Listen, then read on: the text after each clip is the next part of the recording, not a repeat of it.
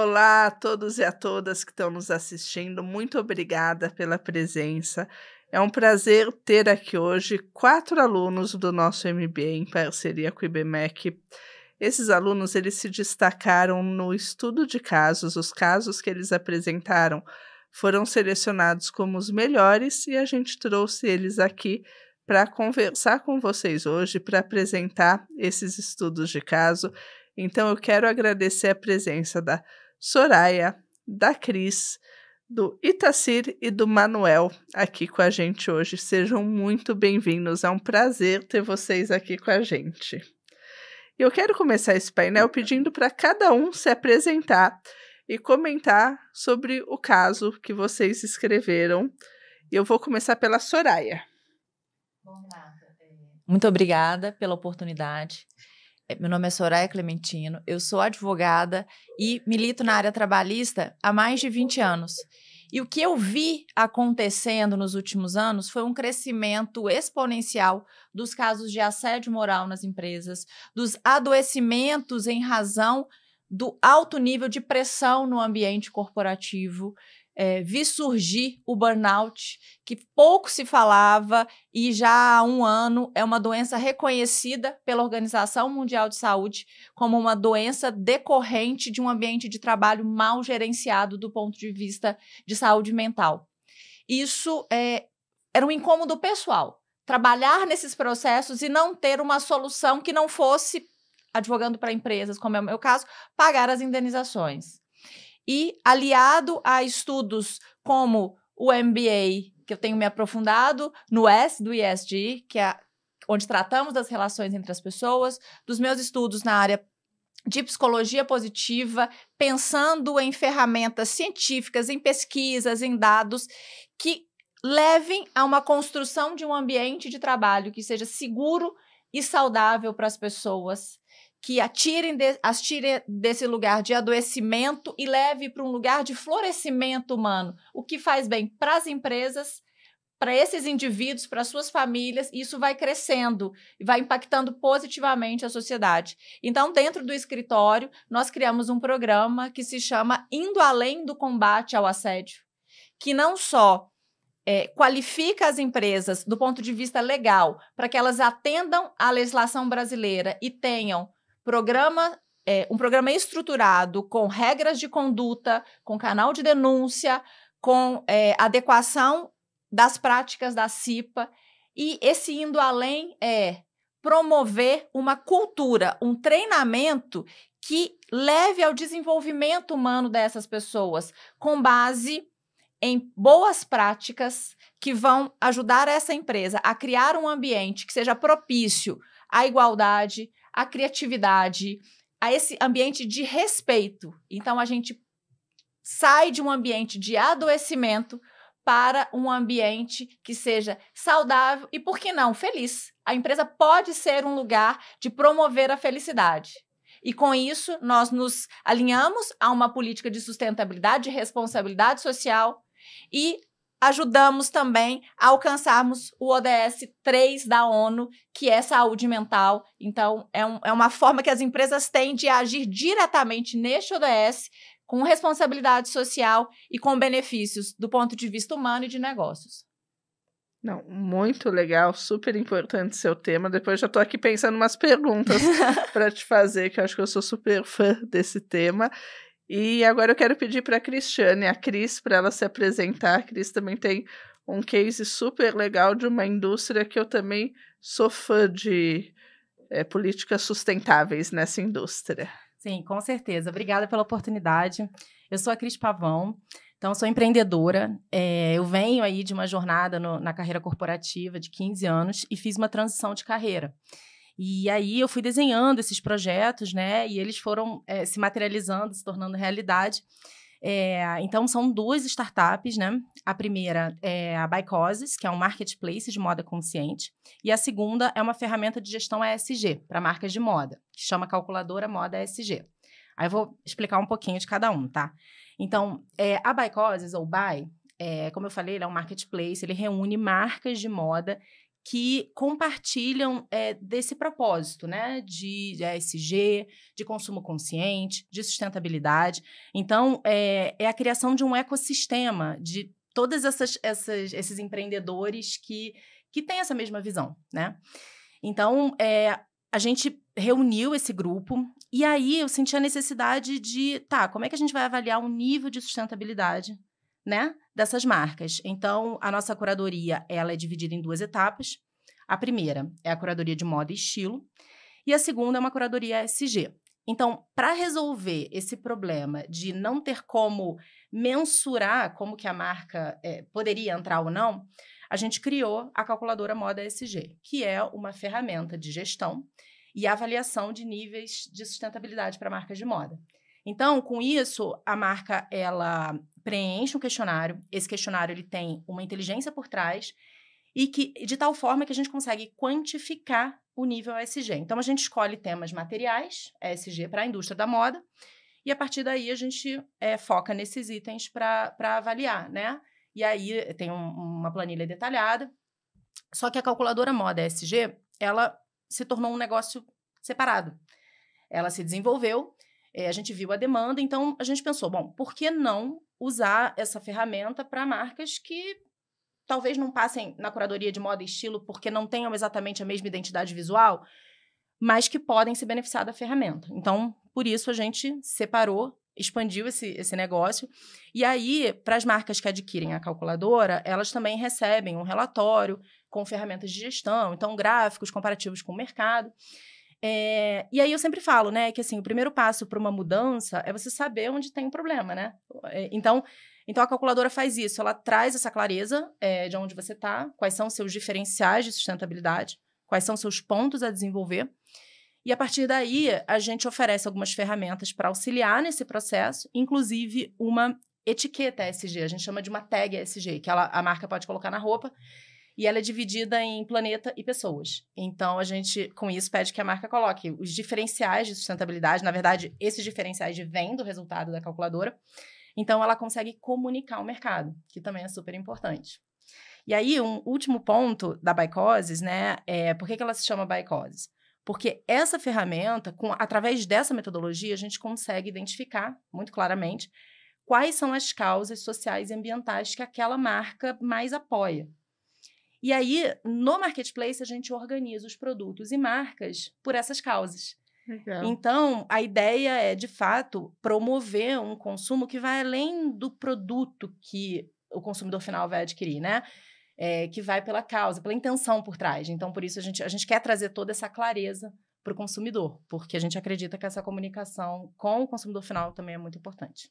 Não, muito legal. E você sabia que um dos livros que eu mais gosto é do fundador da Patagônia, né? Até coincidentemente estou aqui com uma roupa da Patagônia. E eu sou apaixonada por essa indústria, que, gente, essa é uma indústria que a gente não tem noção o quão poluente, né? O dano que ela faz, assim, desde a plantação do algodão até o descarte da roupa. É a segunda indústria mais poluente, perdendo só para o petróleo. Incrível. Então, muito legal. Ótimo. E agora vamos para os nossos colegas que estão online. Eu quero chamar agora meu amigo Itacir, que é gaúcho e está morando num dos estados do Brasil que eu mais gosto de passar férias. Itacir, se você pudesse apresentar e contar um pouquinho também sobre o seu case. Boa tarde a todos. Não, aqui também é bom de morar, né? Não é só de passar férias, não, viu? Eu moro aqui no Ceará já há 15 anos, lhe garanto, Renata, que também é bom de morar. Tá? Olha, sou gaúcho, resido no Ceará já há 15 anos, trabalho no Tribunal de Contas do Estado do Ceará, faço parte do corpo de julgadores do Tribunal de Contas, né? Estou aqui em função disso, né? E uma das minhas atividades, ou a principal seria, né, é o julgamento de contas, né, de gestores de recursos públicos. No entanto, o Tribunal de Contas não se resume somente a julgar, né, contas. Também ele orienta, faz uma série de outras atividades, né? Questão do rol, né, das suas atividades. E atualmente eu sempre trabalhei, fui ouvidor do tribunal, fui espaços assim que tivesse essa conexão com a comunidade, né? Atualmente eu sou coordenador do Comitê de Sustentabilidade do Tribunal de Contas. E a minha pergunta que eu sempre fiz junto ao comitê, assim, se amanhã não existisse mais o Tribunal de Contas, se amanhã não existisse mais esse comitê, o que é que você deixou, né, para a sociedade, para a comunidade em geral, né, nesse tempo que você ficou aqui, trabalhou no Tribunal de Contas ou esteve à frente? E, então, dado a isso, a gente passou a ter ações internas em que pudesse mudar as práticas, né, internas de atuação dos servidores do tribunal, né, e também ações externas, né? Mas ações externas elas só têm, digamos, base, né? Se você tem ações internas boas, né? Se você tem exemplos a dar, né? Como aquela história de recomendar que alguém não coma açúcar, você para de comer açúcar antes, né? Então a gente passou a incentivar municípios a adotarem boas práticas nos municípios, nas secretarias municipais, nas secretarias estaduais do Estado do Ceará, que a gente também está no nosso rol de jurisdicionados, né? E também nas escolas públicas e privadas. Então, inicialmente, era um trabalho que a gente trabalhava de uma forma de uma baixa divulgação e tinha uma adesão mínima de pessoas. Aí nós aumentamos esse trabalho certificando, né, municípios, secretarias municipais, secretarias estaduais, né, instituições, escolas que adotassem boas práticas, né, sustentáveis, né, boas práticas nessa área da sustentabilidade. Então, a gente lançou o selo e a nossa pretensão era tornar o selo assim uma espécie de uma referência aqui do Estado, né? Então, para isso, construímos uma comissão que ela é diversa do comitê que coordena né, a sustentabilidade do tribunal. Nós construímos uma comissão de avaliação externa ao comitê. E lançamos um selo para que municípios, escolas, né, secretarias municipais, secretarias estaduais, né, eles pudessem inscrever projetos, né, relacionados à área da sustentabilidade. E passamos a certificar isso, né? Então, a gente está no 4º ano agora, né, de certificação. Por que essa certificação? Porque uma vez que tu cria uma prática, né, mesmo que você deixe de existir, né, aquela pergunta que eu fiz inicialmente, né, digamos que amanhã o legislador diga, olha, eu não quero mais Tribunal de Contas, eu vou avaliar a boa aplicação de recursos públicos de outra forma, né? Digamos que o legislador acorde mal-humorado e decida fazer isso.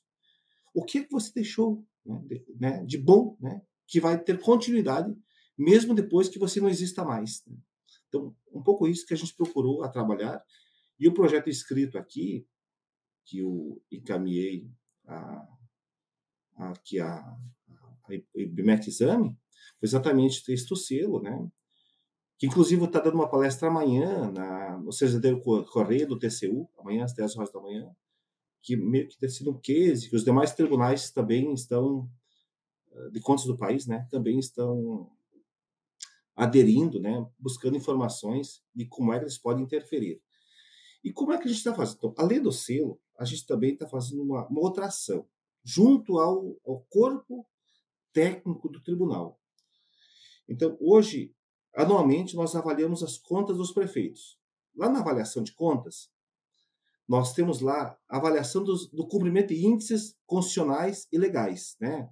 O índice lá de aplicação em educação, aplicação em saúde, né? Gastos com o pessoal, né? Todos esses índices, né? Que o Tribunal de Contas avalia para dizer se a conta pode ser aprovada ou rejeitada, né? Então, todos esses índices a gente avalia. Então, neste relatório é feito sempre, anualmente, né, uma avaliação econômica do município. Então, minimamente, o tribunal faz uma avaliação econômica do município. Então, o que eu passei a trabalhar é que o tribunal também faça uma avaliação de que ações sustentáveis esse município está fazendo. O que esse município fez? Isso vai influenciar no julgamento regular e irregular das contas dele? Não. Mas vai compor o relatório. Vai levar uma informação a esse gestor, à comunidade que ele está gerindo, né? Ou até mesmo seus opositores, né? de como é que ele está se preocupando, se ele está se preocupando ou não com o meio ambiente, com ações sustentáveis. Então, isso faz com que o gestor ele passe também a pensar, opa, existe alguém olhando para isso e eu também preciso passar a olhar para isso, entendeu? Então, além dessa ação voluntária, né, de adesão, que a certificação é um ponto positivo, eles veem com bons olhos, é notícia certa do seu jornal local, é notícia certa, será certo, será apresentado numa disputa eleitoral, olha, eu fui certificado lá para tomar de conta, esse projeto X, né, entendeu? Além dessa ação voluntária, né, também se faz essa ação que o cara passe assim a se comportar dessa forma. Eu preciso de ações sustentáveis. Se eu não tenho, o município lá tem, né, entendeu? Meio que um diferencial que a pessoa passe a enxergar que, olha, eu preciso atuar dessa forma, né? Preciso me inscrever dessa forma. Então, esse foi o projeto e muito obrigado pelo espaço aí. Imagina, obrigada a você. Você falou essa questão do quando eu não tiver, e aí o que eu vou deixar, né? Que eu acho que isso também me faz pensar muito em legado. E eu acho que quando eu resolvi também trabalhar com ESG, foi na época que eu estava grávida da minha primeira filha. Eu acho que também foi um pouco essa pergunta, né? Eu falei, cara, eu vou sair todo dia de manhã de casa, eu vou voltar à noite. Eu preciso estar fazendo alguma coisa que ela sinta orgulho. E falando em crianças, eu vou chamar aqui o Manuel, que também apresentou um projeto muito inspirador. Manuel, se pudesse apresentar e falar um pouquinho sobre o seu projeto. Antes de iniciar, eu queria deixar registrado que é um prazer, uma honra e uma satisfação muito grande estar no meio de gente tão gabaritada como vocês e dando entrevista para uma revista de renome como a Exame. Pode ter certeza que eu estou muito satisfeito. Meu nome é Manuel Simões de Barros, eu sou natural de Coronel Fabriciano, é a cidade que eu resido atualmente. Sou formado em zootecnia pela Universidade Federal de Viçosa no ano de 93 e durante 2 anos após a formatura eu trabalhei na roça como agricultor familiar e nessa época ainda nem existia essa tecnologia. Aí em 95 eu prestei um concurso público para a Empresa de Assistência Técnica de Extensão Rural de Minas, a Emater, e fui aprovado. Desde então eu estou trabalhando na Emater com assistência técnica e extensão rural. Eu entrei na cidade de Pedra Azul, no Vale de Jequitinhonha, depois passei por Ponte Nova, na Zona da Mata, vim para Ipatinga, no Vale do Aço, e agora, há 6 anos, eu estou aqui em Coronel Fabriciano. Nesse período, eu fiz alguns cursos, e depois que eu conheci o ESG, eu vi que esses cursos estão vinculados a vários temas do ESG, e também desenvolvi diversos trabalhos com agricultura, pecuária, elaboração de projetos, organização de comunidades. São muitas coisas que um extensionista faz na zona rural, coisas que às vezes não estão escritas. Então, a gente vai desenvolvendo e conhecendo os agricultores e as necessidades deles. E ao longo desse tempo eu fui vendo que existia uma dificuldade muito grande de transferir a informação para o agricultor, porque ele tem alguma limitação de conhecimento, algumas ferramentas que ele deveria ter adquirido e praticado na escola. Muitas vezes ou ele não teve de acordo, ou não pôde, ou não frequentou a escola, ele não tem condições. Coisas simples, como somas matemáticas, percentual, regra de 3, coisas que vão ajudá-lo nos cálculos de governança das atividades agropecuárias. Como ele não tem esse conhecimento, normalmente as produtividades tendem a cair e ele sempre está andando no vermelho. Eu ficava imaginando como é que eu poderia auxiliar esse agricultor, porque o número de agricultores no município é muito grande, eles estão espalhados, eles têm essa dificuldade de interlocução e que a gente tem que dizer que não é incapacidade mental, coisa assim, não é nada disso, não, é falta de conhecimento. Ele não teve oportunidade de ter acesso ao conhecimento. Então, ele tem também dificuldade de dispor de tempo para poder ouvir o extensionista, porque ele é o agricultor familiar, ele trabalha. Então, quando a gente chega, ele tem que parar o serviço dele para dar o atendimento para a gente. Então, todas essas dificuldades a gente foi vendo e eu não consegui achar uma resposta. Aí eu encontrei um material do senhor Polanlac, na época ele era oficial geral da FAO, Agricultura e Alimentação na América Latina e Caribe, um senhor, assim, espetacular. E a gente entrou em contato, ele começou a me passar material. E eu fui idealizando, então, aquelas ideias dele para o Estado de Minas Gerais. Como aplicar aquilo na educação do Estado de Minas Gerais? Por que aplicar na educação? Porque eu não consigo com os agricultores, eu já tenho com as crianças da escola.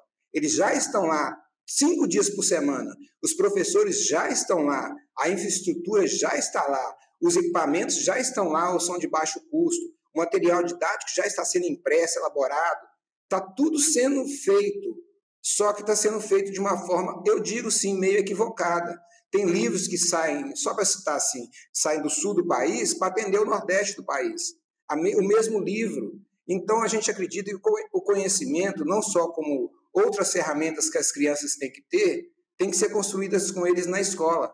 Eles não têm que ser só uma pessoa que vai absorver conhecimento, ele tem que também participar da geração do conhecimento.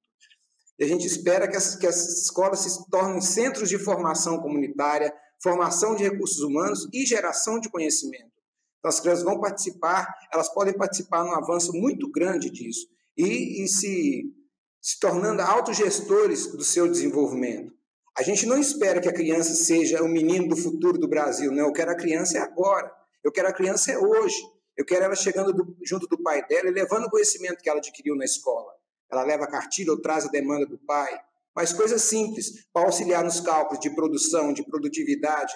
Nós não estamos falando aqui de plantar uma mudinha ou coisa assim. Nós estamos falando de levar a tecnologia à zona rural do município com mais eficiência e mais eficácia do que está sendo feito hoje, através da educação e usando o recurso governamental que já está posto. Essa é a ideia. Obrigada, Manuel. Bom, obrigada, Manuel, e parabéns a vocês 4 pelos projetos. Eu acho que o mais interessante, né? A gente sempre fala que essa é uma agenda muito ampla, e daí quando a gente vê os projetos aqui escolhidos, você vê que está cada um numa área. E enquanto vocês estavam falando, eu estava pensando nas perguntas, e Soraya, minha pergunta para você, eu não tenho dúvida que assim, prevenir o assédio é fundamental.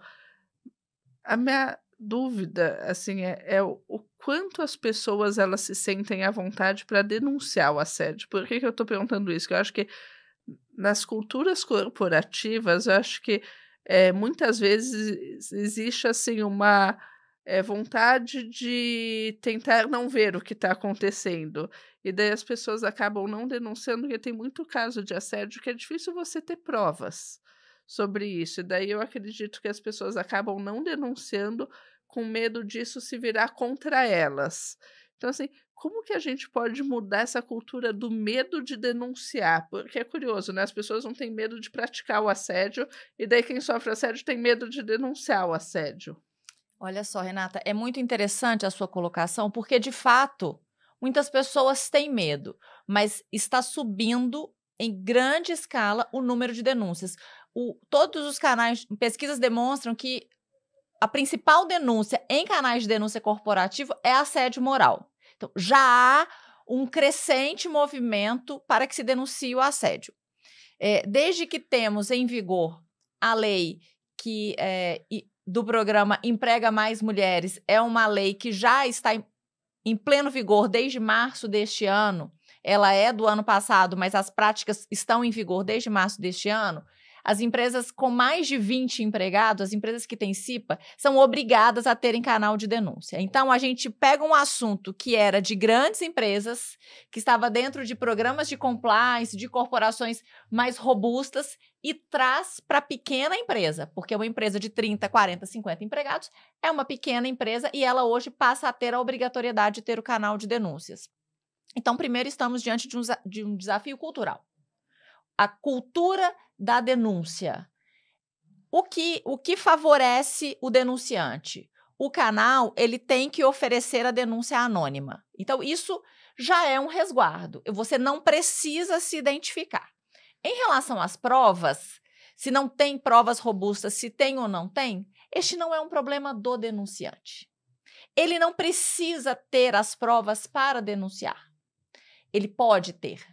Mas vamos supor que a prova o identifique e ele não quer se identificar. Então, ele não vai apresentar provas. Há pessoas que não têm dificuldade em se expor. Quanto maior a empresa, talvez seja mais fácil da pessoa se expor. Mas isso não pode ser um problema. A denúncia tem que ser uma coisa simples. Então, ela pode ser anônima e ela não precisa das provas. A responsabilidade da empresa é promover este canal de denúncia de maneira transparente, responsável e que dê resultado. O que dá resultado? É, em uma ponta, você garantir essa facilidade de acesso, esse anonimato e também um acolhimento, porque muitas pessoas elas podem fazer a denúncia, mas no canal de denúncias serem anonimizadas, porém, procurarem o RH para terem um suporte. Ou, durante o processo, ela pode ser uma testemunha. Talvez ela foi o denunciante, mas como era naquele ambiente em que ela trabalhava, testemunhas vão ser ouvidas. O processo vai ter legitimidade na medida em que o denunciante se sentir acolhido, ele perceber que a denúncia dele foi investigada, então ele teve retorno daquilo, eventualmente ele está vendo que aquilo está acontecendo, porque colegas vão comentar, fui chamado no comitê de ética para depor sobre uma situação. Quando a gente fala de assédio moral, é muito provável que várias pessoas estejam envolvidas. O assédio sexual, por exemplo, é pouco provável. É o mais difícil de se fazer a prova, né? Mas vamos pensar no assédio moral, que é o que mais ocorre. Então, vamos quase que pela regra geral. É o que mais ocorre. É pouco provável que ele seja contra uma pessoa. Então, se eu denunciar que um gerente de um determinado setor está praticando assédio, e se eu, dentro de um processo de investigação pautado no manual de regras da empresa, então todo mundo já sabe como vai ser o processo. É isso que vai dar legitimidade ao processo. Então, eu já sei como vai ser, eu vou ouvir todas as testemunhas envolvidas. A empresa, ela pode monitorar e-mail, ela pode monitorar os sistemas, outros sistemas de comunicação da empresa. O WhatsApp, quando tem WhatsApp no computador. Às vezes é num grupo. Então, assim, a empresa tem ferramentas, câmeras de segurança. Então, a empresa tem ferramentas de investigação que não seja apenas uma oitiva de testemunha, mas a testemunha também pode ser ouvida ali, reduzir essa investigação a termo. Então, você vai registrar tudo aquilo e dar uma satisfação. Nem sempre o que, para mim, do ponto de vista individual, eu estou caracterizando como um assédio moral, ao final e ao cabo da investigação, será pela empresa descrito como assédio. E isso não pode ridicularizar a denúncia, isso não pode menosprezar o sentimento do denunciante, e às vezes o denunciante nem é a vítima. Às vezes o denunciante é alguém que percebeu uma situação e fez uma denúncia.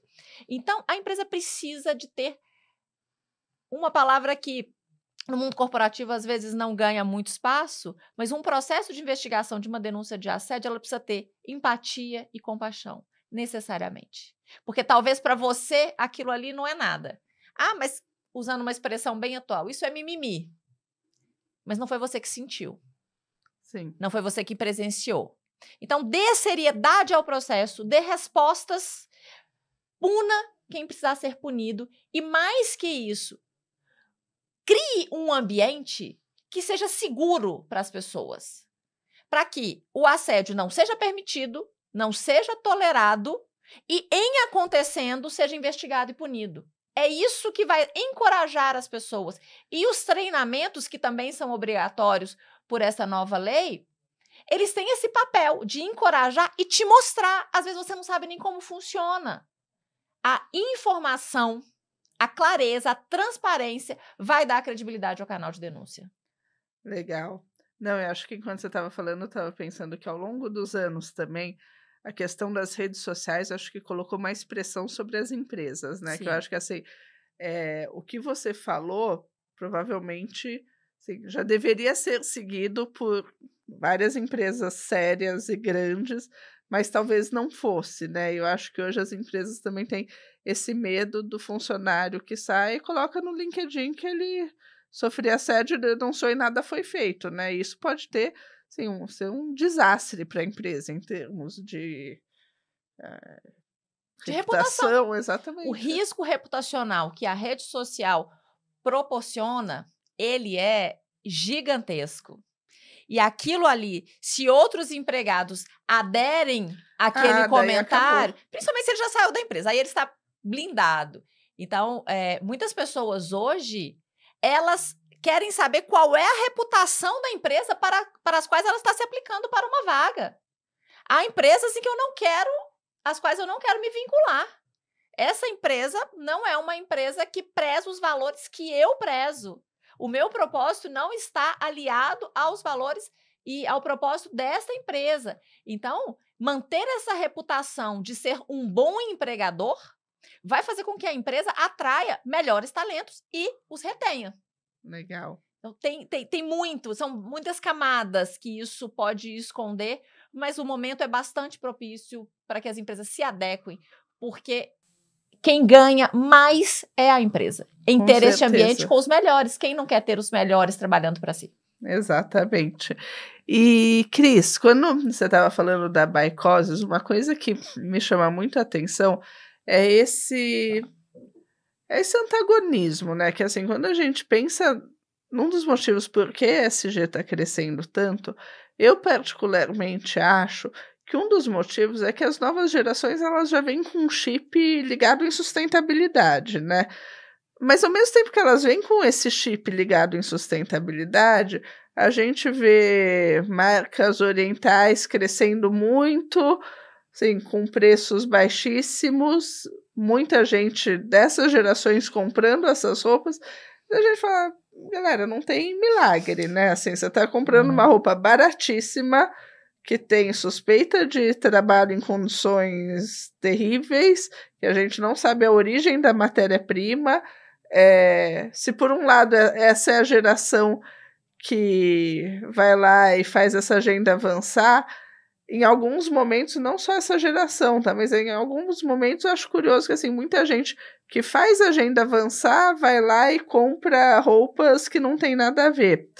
Então, por isso eu acho muito importante a Bicoses ela conseguir mostrar isso, mas assim, como que a gente também, sabe, coloca na cabeça das pessoas que não tem milagre, né? Assim, pessoal, se você realmente quer um mundo mais sustentável, comece com as suas atitudes. Eu não estou falando para você ir comprar o mais caro, mas assim, vamos pensar se isso que você está comprando faz sentido. Exatamente. Acho que você tocou num ponto que é os maiores desafios e dores dessa indústria, né? Porque realmente é uma incoerência, não é? A mesma pessoa muitas vezes está na rede social defendendo causas e, ao mesmo tempo, está postando uma selfie na fila de uma loja de fast fashion. Então, assim, eu acredito que a gente já evoluiu no quesito de nível de consciência, mas eu acho que deve existir uma expansão desse nível de consciência, porque as pessoas falam, o fast fashion é barato. Mas aí eu pergunto, barato para quem? Não é? Porque alguém está pagando essa conta. Será que é tão barato para aquela pessoa que está trabalhando em condições análogas à escravidão? Para aquela pessoa, aquela peça de roupa sai muito cara, né? Então, assim, quando a gente fala de democratização da moda, a real democratização da moda são os brechós. É a moda circular. Porque essas, sim, dão acesso enfim, e tem impactos positivos. Agora, o fast fashion, ele, na realidade, ele carrega uma perpetuação de uma cultura de consumo exacerbado. Porque será que essas pessoas fazem a conta de, se ela compra uma peça com uma qualidade melhor, que não agrida o meio ambiente, em condições sociais, né, corretas, ao invés de comprar 5 peças baratas, será realmente que a conta vai ser tão mais barata assim? Eu acredito que não. Então, assim, a questão do consumo consciente ela é muito importante nesse quesito. E aí, eu acho que também a comunicação, assim, eu acho que o ESG, ele tem que virar tendência, mas não só para o mundo dos negócios. Ele tem que virar tendência para o público final, para o consumidor final. Tem que ser algo que vire moda, sabe? Algo que nem o cigarro, por exemplo. O cigarro foi uma coisa que saiu de campanhas, né, nos anos 90, super glamourosas, para algo que hoje as pessoas não divulgam, né? Uhum. Então, assim, e hoje, por exemplo, no maço, você tem lá escrito os danos, o que aquilo... Então, é preciso uma comunicação massiva. Tem que ter uma campanha grande, barato para quem, sabe? Porque é isso, assim, a gente precisa aumentar esse nível de consciência. E, em contrapartida, lucro, né? Quando a gente pensa em lucro, né, você falou dessas marcas, elas lucram cada vez mais.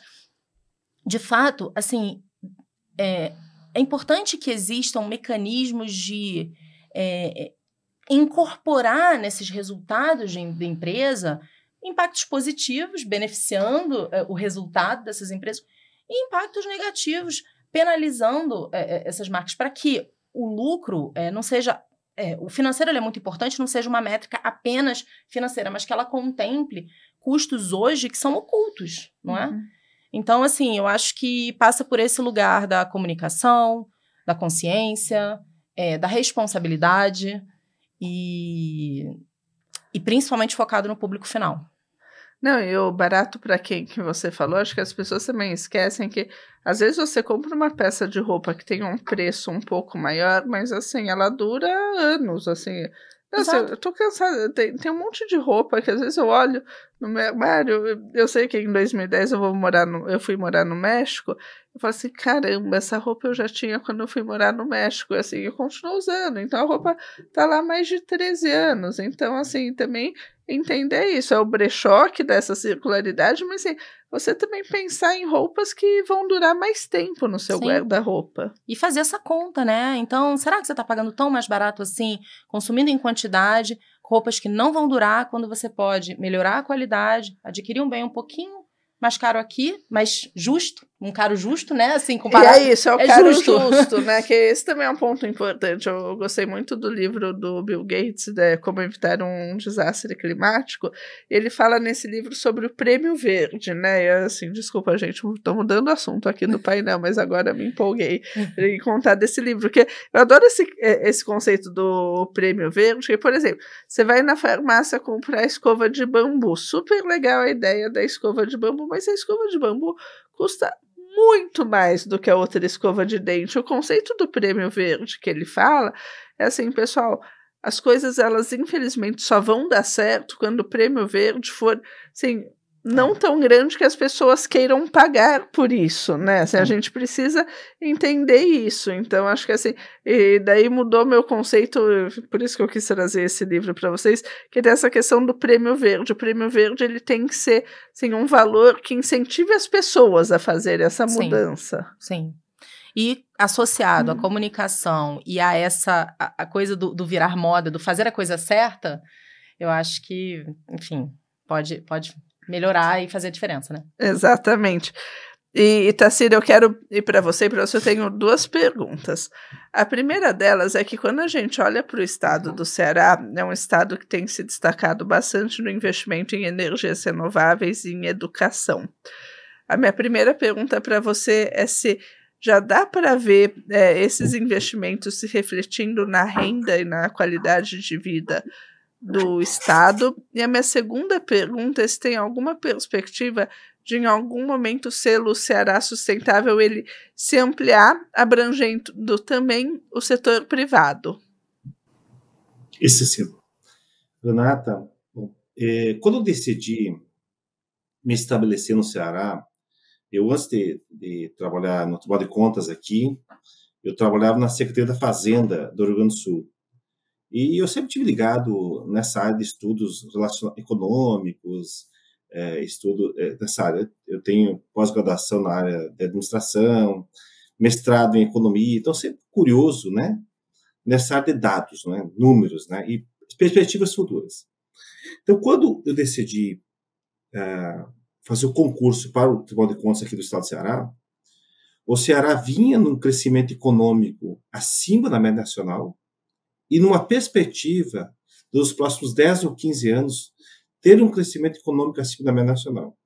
Quando o crescimento econômico ele vem de forma espraiada, ele automaticamente ele eleva todos os outros indicadores juntos, de educação, de saúde, segurança, todos eles acompanham, minimamente vem acompanhando, não na mesma linha do gráfico, né?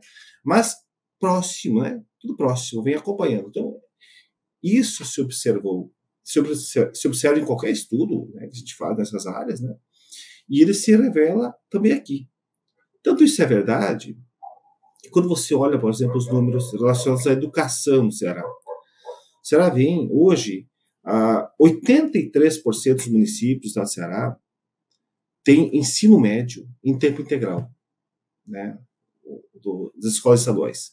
E até 2025 será 100%. Né?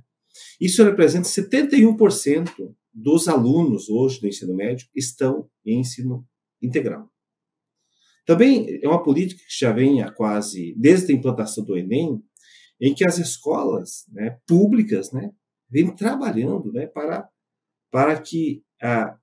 um bom desempenho no Enem. Tanto isso é verdade, se você observar, todas as aplicações de Enem e companhia, o Estado do Ceará tem sido destaque. Então, ocorreu esse investimento que ocorreu nessa área, na qualificação de professores, tempo integral, preocupação com a infraestrutura das escolas, preocupação com o ambiente, né, levou a esse destaque. Então, voltando à sua pergunta, como você trabalha nessa questão do investimento. Então, quando você trabalha, agora voltando aqui a essa questão, uma das suas colocações que foi relacionada à questão da sustentabilidade e as energias. Então, hoje os maiores parques eólicos, aliás, solares, o terceiro maior parque solar do mundo, né, energia fotovoltaica, está instalado aqui no Ceará. Na questão da energia eólica, o Ceará não está, é o quarto, que fica atrás do Rio Grande do Norte, de Bahia, né, e de Bahia, não lembro outro estado, são 3 estados, Piauí, que estão à frente da questão eólica, né, na questão de produção de energia eólica. Então, esse trabalho que a gente fez aqui, ele encontrou um terreno fértil. Então, e essa questão, existe um mérito nosso, mas também teve um terreno fértil possível, né, de se trabalhar e conseguir, né, implementar. Quando se trabalha a questão se resultados, sim, os resultados, sim, a gente percebe, sim, aqui hoje. Tanto é que, se você visitou o Ceará há 15 anos e vem visitar hoje, em qualquer passeio, seja você andar para o litoral leste ou oeste, você vai enxergar isso. Você vai enxergar andando nas ruas, né? Que houve um crescimento, houve uma melhoria da qualidade de vida das pessoas. Quando o Estado passou a se preocupar, e o Estado sempre foi um exportador de mão de obra, mas não uma mão de obra qualificada. O Estado quer continuar sendo exportador de mão de obra, mas uma mão de obra qualificada. Isso repercutiu aqui na vida das pessoas. Então, essas preocupações, elas se enxergam assim, né? E é uma opinião de quem tem que avaliar políticas públicas, né? A gente acaba avaliando e faz parte dos nossos seminários, né? Essas avaliações. E minha outra pergunta para você era essa questão do selo Ceará Sustentável. Se tem alguma perspectiva dele também começar no setor privado? Bom, a gente precisa ganhar musculatura, porque inicialmente a gente trabalhou com escolas, não é? Inicialmente o nosso foco era escolas, nós trabalhamos com escolas inicialmente, que era mais fácil a gente trabalhar isso, ter acesso e implementar, né, esses conceitos, e achávamos que era o terreno mais fértil. Nos últimos 2 anos, no último ano, nós passamos a trabalhar diretamente a municípios, entrar no município, conquistar, né, o prefeito. Nós tivemos aqui no dia 6 de junho um encontro de todos os prefeitos aqui do estado, né? E casualmente foi a Semana do Meio Ambiente, né? Eu aproveitei para lançar o selo 2023 neste evento, que é o evento, né, na Semana do Meio Ambiente, onde estavam os prefeitos, e eu pudesse contatar diretamente com o prefeito. E ontem a gente lançou, né, remeteu a todos os municípios, né, correspondentes individualizados aos prefeitos, buscando, né, que eles se engajassem, né, nesse trabalho. Então, a gente espera para a nossa premiação, será dia 10 de novembro, né, espera ter uma adesão significativa, né, de municípios, né, e também de escolas municipais, companhia, né, privadas também, que estamos remetendo para escolas privadas também. E, por hora, a gente não tem no nosso edital ainda previsão para chegar ao setor privado. Nós não temos essa previsão, né? Mas poderá ser, né? Quando a gente tiver musculatura, credibilidade, né? A gente tiver um espaço assim, que o Tribunal de Contas ele consegue refletir isso de forma assim. É um espaço que uma certificação de lá ela é significativa, né? Eu tenho dito aos locais que eu tenho ido, né, diferente de uma certificação de uma entidade muito pequena, que não tem, assim, tem repercussão. Lá tem repercussão. É importante, eu fui certificado por tal espaço, né?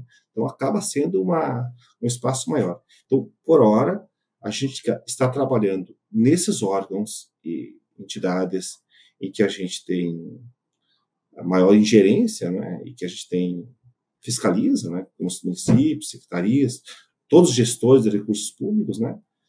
Então, logo isso ganhe-se musculatura, e isso tenha realmente ocupa um espaço importante na comunidade, possa sim, pode sim, se pensar, né? Mas o nosso edital ainda não prevê posto privado, né? Nós queremos ganhar musculatura no setor público, eu acho que tem um espaço muito grande para crescer, muito grande mesmo. Certeza. E, Manuel, eu como mãe de 2 crianças, eu adoro pensar na sua ideia desses temas eles começarem a ser abordados nas escolas, acho que assim, de algum modo, sem ser uma forma estruturada, né? A gente já vê isso começando a acontecer, né?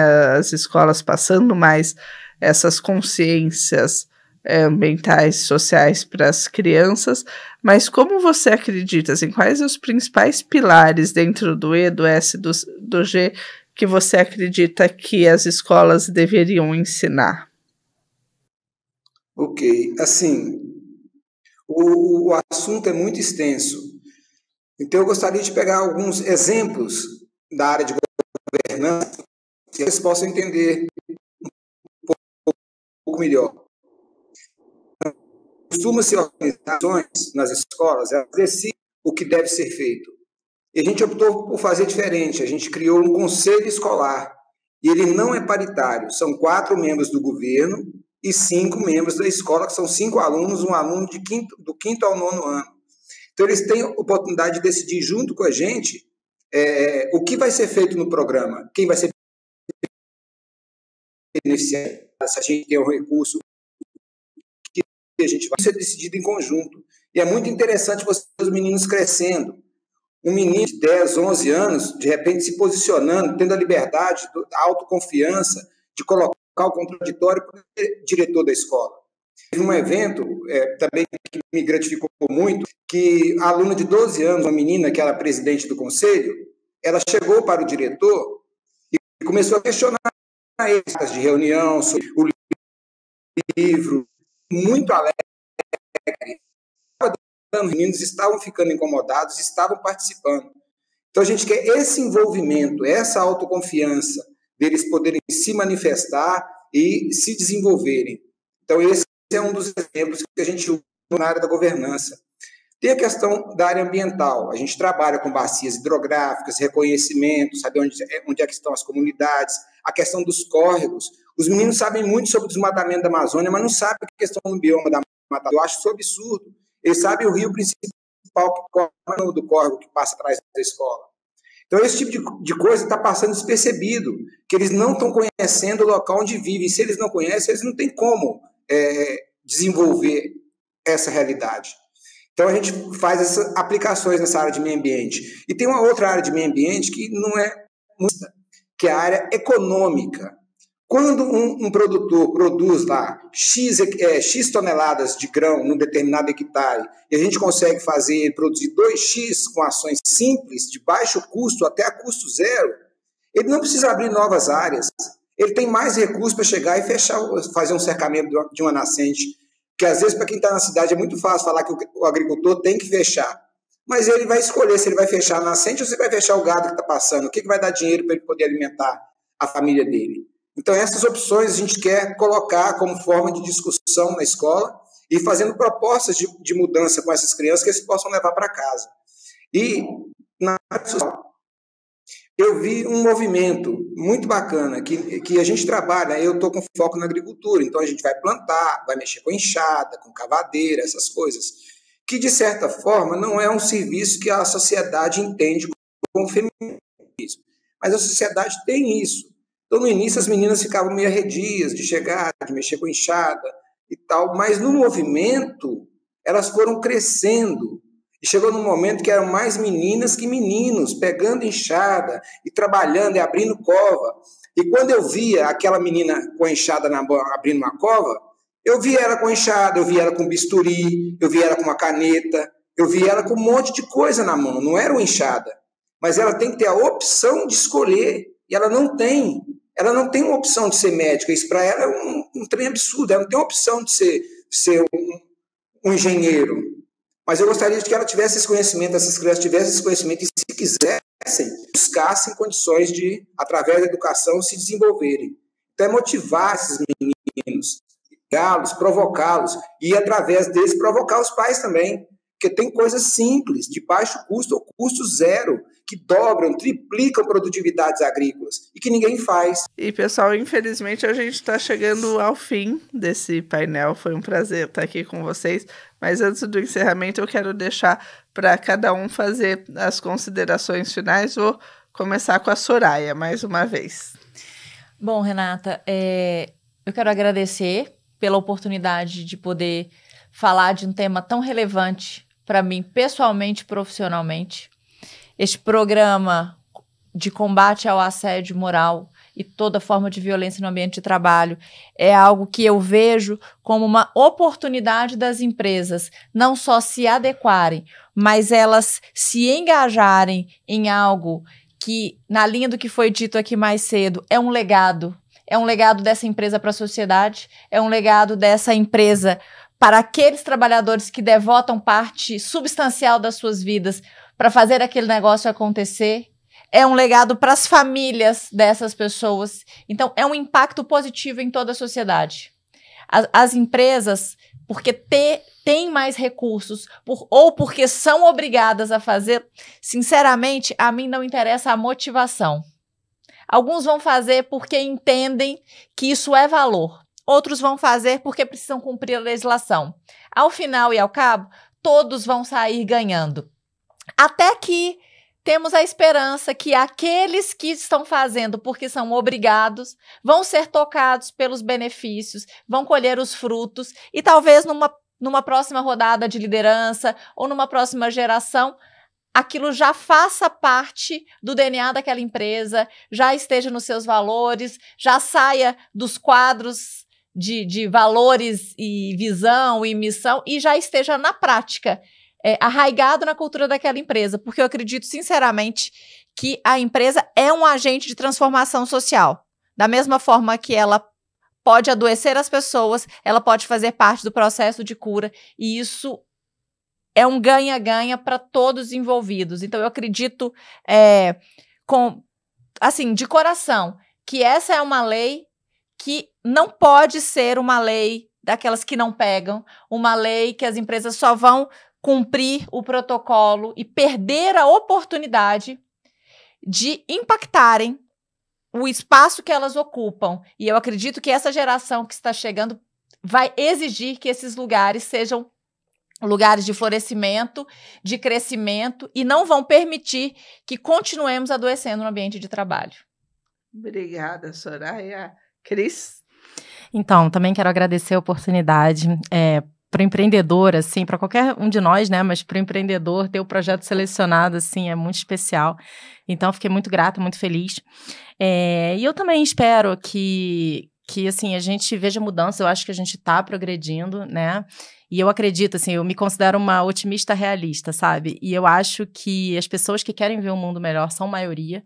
Então, eu acho que a gente está caminhando nesse processo. Eu acho que talvez falte, muitas vezes, na hora das escolhas, uma consciência maior e olhar para além das suas próprias necessidades, né? Considerar um contexto mais amplo. Mas eu acho que também o que talvez esteja faltando seja transformar a intenção em ação, sabe? Para que, de fato, a gente consiga mais pessoas engajadas em mudar o mundo, em ter um mundo melhor, o mundo que a gente quer ver para os nossos filhos, né? E para a gente também. Então é isso. Quero agradecer de novo. O prazer foi nosso. Muito obrigada. Obrigada, Cris. E Tassir? Obrigado, Renata. Obrigado pelo espaço que foi concedido aqui para a gente apresentar o projeto. Também não esperava um grupo de nós somos em muitos, não é? Não sei quantos apresentaram projetos, mas ser selecionado foi muito bom, bacana. Quero parabenizar a Soraya Clementino, acho que é um projeto interessante e que cabe também ser discutido no ambiente público, acho que é uma área que um conhecimento que poderia ser explorado, sim, no ambiente público. Parabenizar a Cris pelo projeto, é uma área que não atua, essa área de empreendedorismo, né, mas parabenizar ela pelo projeto selecionado. E Manuel, que eu conheço pouco, meus pais são agricultores, e levar conhecimento da agricultura é uma coisa muito interessante. No Rio Grande do Sul tem Emater, você tem Emater também aí, né? Então, parabenizá-lo pelo projeto. E dizer a vocês que nós teremos a nossa certificação está prevista para o dia 10 de novembro, e eu gostaria de, nessa data, né, poder mostrar bons números, né, a esse grupo seleto que está fazendo esse MBA no IBMEC Exame. Muito obrigado e até a próxima. Obrigada, Itaciri e Manuel. Eu queria dar os parabéns a todos e dizer que a palavra da Cris é essa mesmo, é gratidão. Algumas pessoas me perguntaram por que eu estava envolvendo com um programa com crianças se esse não é o foco direto do meu trabalho, é meio que um voluntariado institucional. Eu queria dizer o seguinte, eu tenho um pai que foi pediatra, um dos melhores pediatras, o melhor pediatra que eu conheci, desculpe os outros, e que amava a criança demais, tanto amor que transbordava. E esse transbordo caiu em cima de mim, das minhas irmãs, impregnou a gente. Então sou apaixonado por criança. Quando eu vi a oportunidade, eu não abri mão. E os exemplos que me foram dados ao longo do tempo é que mais me fortalecem. Por exemplo, lá em Ponte Nova, teve um concurso estadual de poesia, 2 meninos da zona rural, as escolas participaram, 2 meninos da zona rural ganharam. Eles não se destacaram, eles foram os melhores, primeiro e segundo lugar. Teve um momento em que uma mãe me parou na rua para me agradecer que o filho estava melhorando o comportamento, que estava dando problema, agora estava melhorando porque ele estava fazendo uma horta. Uma coisa boba.